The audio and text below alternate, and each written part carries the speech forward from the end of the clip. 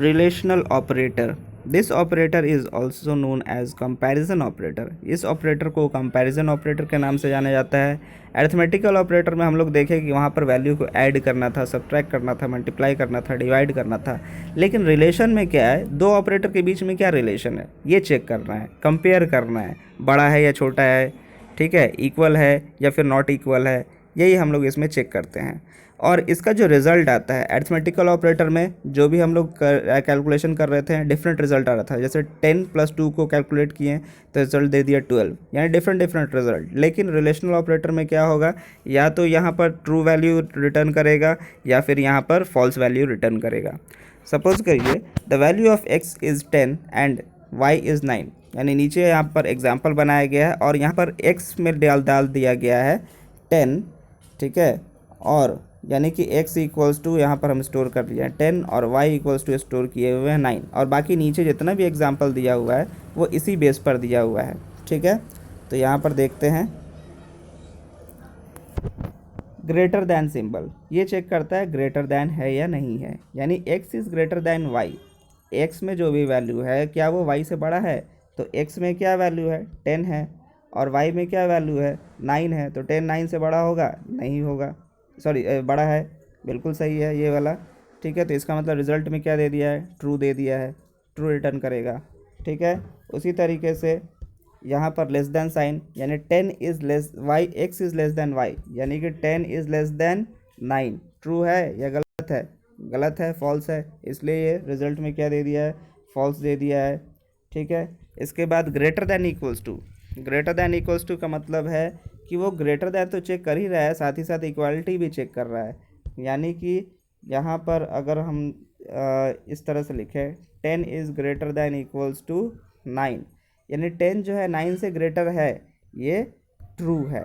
लेकिन अगर सपोज़ करो यहाँ पर हम लोग x का वैल्यू ले लेते हैं 9 और y का भी वैल्यू ले लेते हैं 9, और उसके बाद हम लोग कंपेयर करते हैं x is greater than equals to 9, तो ये बताओ sorry x is greater than equals to y, तो ये बताओ आप लोग कि ये ट्रू होता या फिर फॉल्स रिटर्न करता। ये यहाँ पर ट्रू रिटर्न करेगा, क्योंकि ग्रेटर दैन तो चेक कर ही रहा है, साथ साथ यहाँ पर इक्वल टू साइन भी है, ये इक्वालिटी भी चेक कर रहा है। मतलब कि यहाँ पर x इज़ ग्रेटर दैन और इक्वल टू y, यानी कि यानी कि 10 या फिर 10 से ज़्यादा, ठीक है।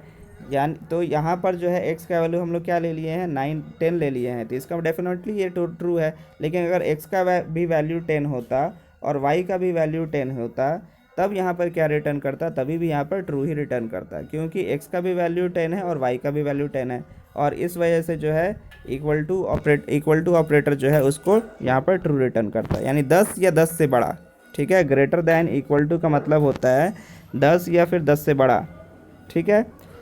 या फिर अगर x में हम 5 स्टोर कर रहे हैं और y में भी 5 स्टोर कर रहे हैं, तो 5 या फिर 5 से बड़ा, तो 5 है तो इसका मतलब ट्रू है, और 5 से बड़ा भी हो जाता है तो वो भी ट्रू हो जाएगा, ठीक है।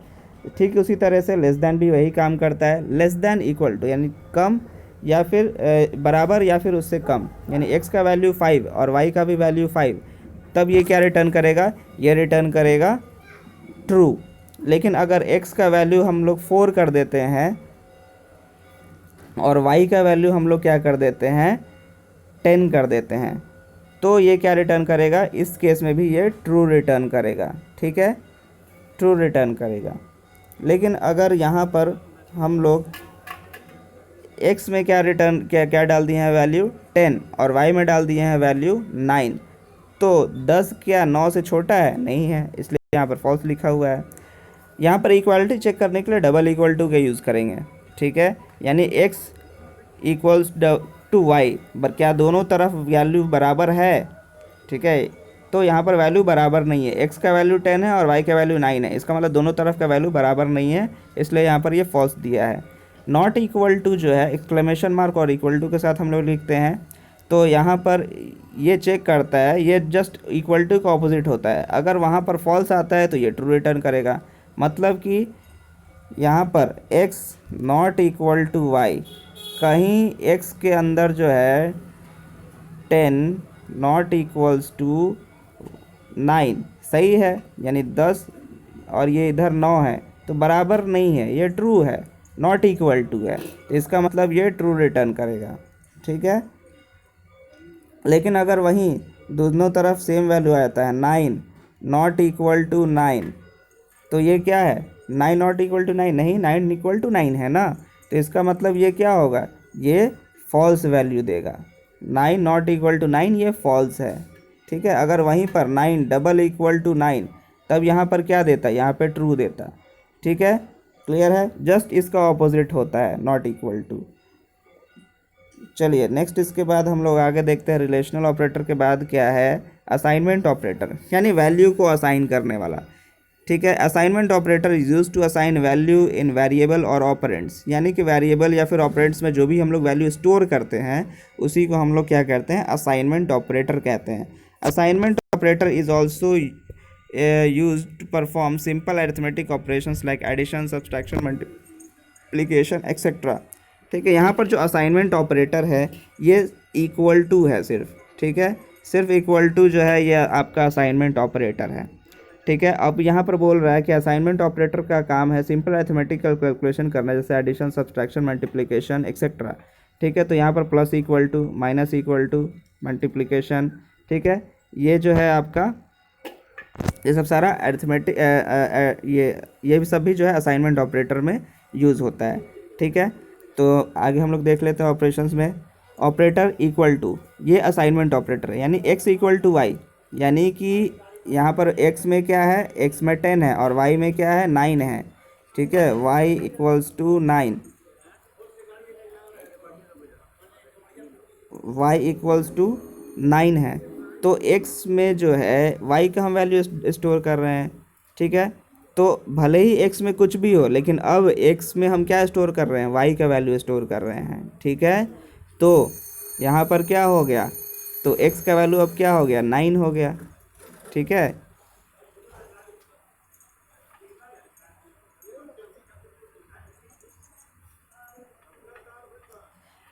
Plus equals to assignment plus operator x plus equals to y. ठीक है, यानी कि इसका कैलकुलेशन होता है x plus equals to y का मतलब x plus equals to y का मतलब होता है x equal to x plus y. अब x का वैल्यू क्या है, x का वैल्यू 10 है, y का वैल्यू 9 है, तो 10 प्लस 9 कितना हो गया, 19, यानी x का न्यू वैल्यू कितना हो गया, 19 हो गया। ठीक है, उसी तरीके से माइनस इक्वल टू, तो x equal to x minus y ये होता है, इसी का इक्विवेलेंट होता है x minus equal to operator. ठीक है, x minus equal to y, ठीक है, यही इसके इक्विवेलेंट होता है। तो यहाँ पर हम लोग x का वैल्यू कितना है, x माइनस वाई, एक्स का वैल्यू है 10 और y का वैल्यू है 9, तो 10 माइनस 9 कितना हो गया, 1 हो गया, तो x का न्यू वैल्यू कितना हो गया, 1 हो गया। इसी तरीके से जो है आप मल्टीप्लिकेशन ऑपरेटर भी वैसे ही लिखा गया है, यानी कि x equal to x multiplied by y, तो यानी कि x का वैल्यू है 10 और y का वैल्यू है 9, तो x मल्टीप्लाइड बाई वाई यानी 90 हो गया, x का न्यू वैल्यू हो गया 90। ठीक है, तो इस तरीके का जो ऑपरेटर है इसको हम लोग पढ़ेंगे, लूप्स जब हम लोग पढ़ेंगे तब उसमें इसका यूज़ करेंगे। ठीक है, नेक्स्ट इसके बाद असाइनमेंट के बाद